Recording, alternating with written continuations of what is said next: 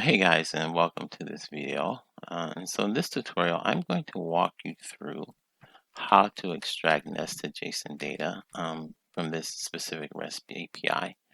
Now, in terms of the actual data set, it's actually associated with this article here. And I'm going to bring it over just real quickly so you can see it. And so it's learn to extract nested dictionary data in Python. And so if you need additional information in terms of more detail than what I provide in the actual walkthrough tutorial, feel free to go over here, read the article, and then it'll probably help fill in some of the gaps as well.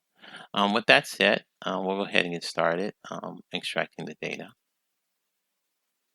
So when it comes to extracting nested JSON data, there are three things you always want to remember. And so those three things are JSON structures usually consist of a mix of lists and dictionary. Data is extracted using either an index for a list or a key for a dictionary. The two most important questions to ask yourself as you're working through a JSON is whether or not it is a list or a dictionary. So the first thing we want to do, and I'm going to follow these steps here, so I'm going to step 1 all the way through step 12, step 13. And so I'm thinking it'll probably take us about maybe 7 or 8 minutes from this point to get through the rest of the video. So the first thing we're going to do, we want to open up our Python interpreter. We'll then import the request library, and that's actually used to make contact with the API. And then step 2, we will take this value here, the value for the API, and store it as a variable. And I'm just going to copy it to make sure I don't lose anything or commit a typo. And so there is an error in this. Let me back up and erase it. Yeah, just have one single quote. Go all the way to the end here. And so the next thing we're going to do is we're actually going to make contact with the API. I'm going to store this value in storage. And so this is this variable here. And so we're going to store the JSON in there. So we're going to storage JSON is equal to request, and that's with an S, dot get URL. And then this is JSON. So we'll have that there. And then we can store it. And in this step, we want to just make sure we actually have our data and have successfully brought it back from the API. And so you can see all the data here.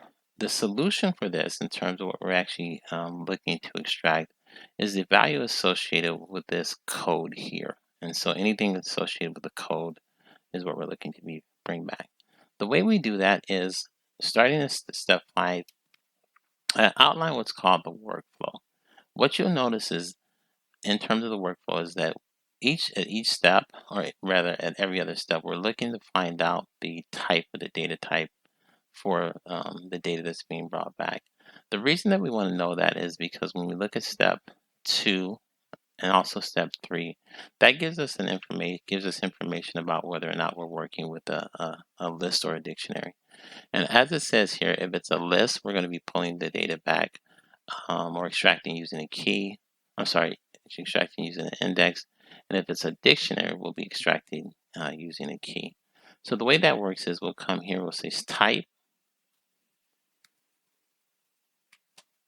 In this case, will be storage.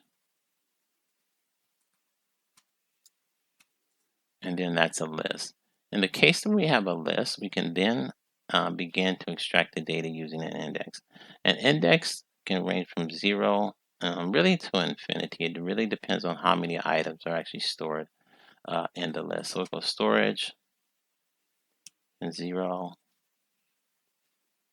and then that's going to give us here. So what this represents is the first item within the list. And you can see here, just looking at it, looking at the curly braces here, and then also the curly braces here, that this is actually a dictionary.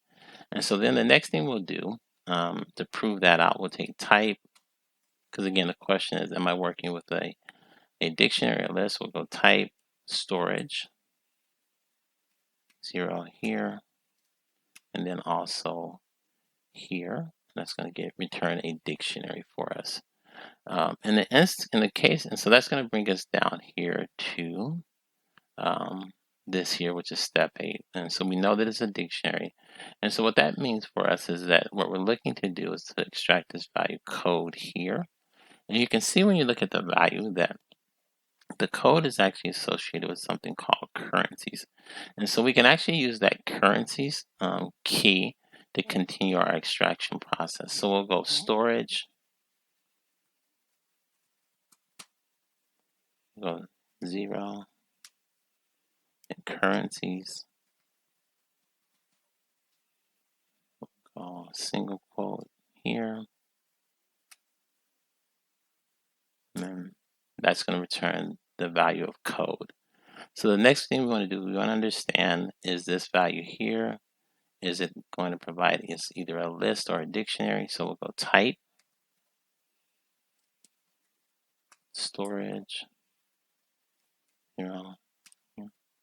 currencies. And remember, if it's a list, then the next step for us to use would be an index to continue our extraction. So we'll find that out here. So it's a list, and so it's going to give us a list. And so what that indicates is the next value after currencies can be an index. And so we'll go storage,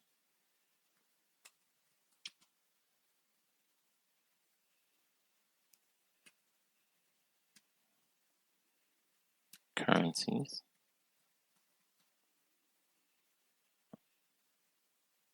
single quote, close it, and 0 here. And again, the reason that we know we can use a 0 here is because of the information we found out here, which means that this first item in the list is going to be, the index for that item is going to be a 0. And so then we can take that here. And so now we have the first item within this list here is this entire dictionary structure. And so then we can take this value and say type,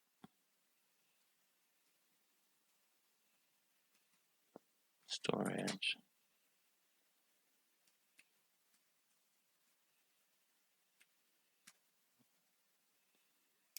currencies,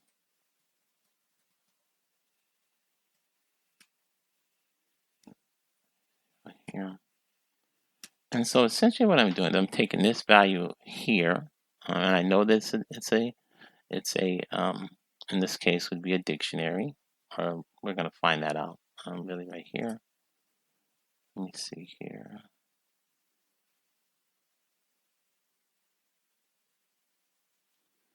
Okay, it looks like there was a typo here, so let me do this. I'm going to copy it here.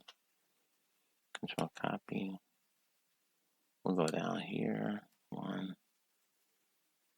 We'll go back, and it'll give us a dictionary here. We'll go end there. And so then it's a dictionary. And so since I know this is a dictionary value, then what that tells me here is that the next value is going to be a key. So I'm going to just go ahead and copy this just to save time in terms of typing. Control copy. We'll paste it there.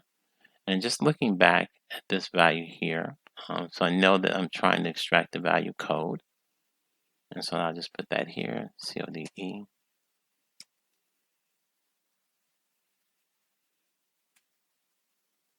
So let me see here. I think that's it. Okay, and so that's actually our value. And you can actually, if you go back here, you can see that on the storage, I'm going to pull out the first item in the list, in this case here. And if you look back here, you can see that even though this value is pretty nested in here, just using, working with both the type and understanding whether or not I'm working with a list or a dictionary helped me to be able to go in here and pull this data out. And so you can see here that the value we ultimately extracted was the AFN, and that's what we have here. So I think that's pretty much it for this video or tutorial. In the next tutorial, what I'm going to actually show you how to do is actually how to go through and extract all the code values here. And you can see in this in this JSON, we have about 250 of those present. So we'll just get the length and storage, and that'll tell us how many items are within the list. I think I have that spelled correctly. So there are about 250 of those that we'll need to go through and pull out as well. And so I think that's it for now. If you have any questions, feel free to leave those in the comments below.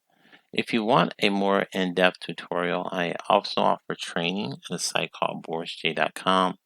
Again, that's borisj.com. Go out and make it a great day. Thank you.